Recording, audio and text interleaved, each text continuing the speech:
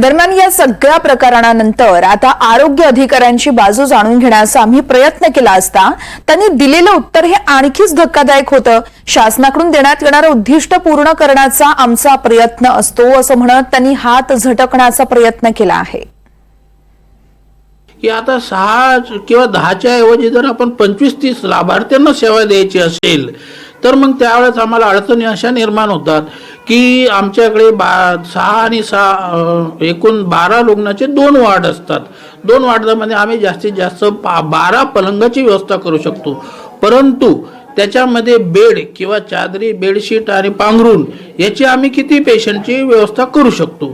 त्यामुळं आम्ही आमच्या प्राकेंद्र स्तरावर 25 केसेस करण्याचा जर विचार केला तर आम्ही एक 10-12 पेशंटला जर पलंगाने गादी दिली तर असं होऊ शकतं की त्यांच्यासोबत असलेल्या इतर रुग्णाची किंवा लाभार्थींची मानसिकतामध्ये थोडंसं चुकीची मानसिकता तयार होऊ शकते।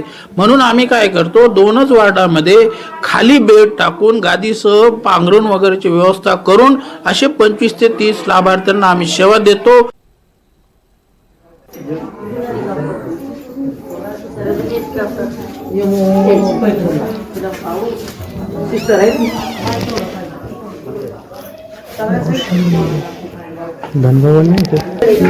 हे आजच झालेले आहे सगळे।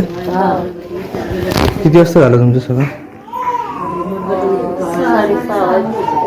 बरं, पलंग नाही का इथं?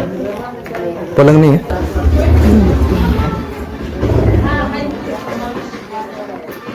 हे आजच झालेले आहे सगळे। इथं पलंग नव्हतं तुम्हाला दिलं?